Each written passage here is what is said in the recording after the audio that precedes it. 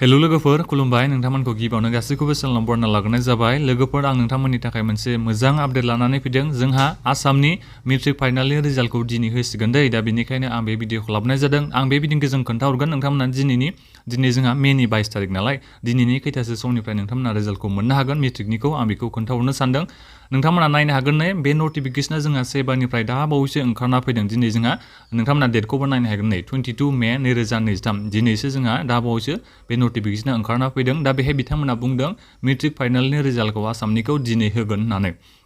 दा नोंथांमोना दा खैथासो समाव रिजाल्टखौ मोननो हागोननो नोंथांमोना नायनो हागोन नै दा फुंनि 10थायाव नोंथांमोना रिजाल्टखौ मोननो हागोन डेटखौबो नोंथांमोना नायनो हागोन नै 22 मे 2023 दिनै नोंथांमोना रिजाल्टखौ मोननो हासिगोन फुंनि 10थानिफ्राय बारा गोबाव आरो सम गैलिया दा नोंथांमोना बोरै रिजाल्टखौ नायनांगौ आं बेखौबो नोंथांमोननिसिम खोन्थाहरखानो सानदों नोंथांमोना रला आलादा जायोना मेट्रिकना आरो नाम्बारा आलादा जायो बेबायदि होनना नोंथांमोना रिजाल्टखौ नायनांगोन आरो नोंथांमोना दानिया फैदो जोंहा बबे वेबसाइटआव थांनानै नोंथांमोना रिजाल्टखौ नायनो हागोन आं बेखौबो खोन्थाहरनो सानदों बेहाय गासै जोंहा 10टा वेबसाइटनि लिंक दं जाय लिंकनि जोहै नोंथांमोना गासिबो मेट्रिकनि रिजाल्टखौ नायनो हागोन दै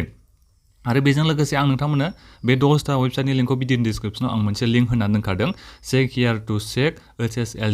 click here to check HSLC final result होनना नोंथांमोना भिडिअनि डिसक्रिप्सनाव मोननो हागोन दे बेहाय थांनानै नोंथांमोना गासिबो रिजाल्टखौ चेक खालामनो हागोन गासिबो आङो 10टा वेबसाइटनि लिंकखौ बे भिडिअनि डिसक्रिप्सनाव होनाय लिंकआव थांबा नोंथांमोना मोननो हागोन आरो बेजों लोगोसे एपनि जोहैबो नोंथांमोना रिजाल्टखौ नायनो हागोन आं बिनि बागै भिडिअ बानायगासिनो दङ जाहाथे नोंथांमोना गासिबो रिजाल्टखौ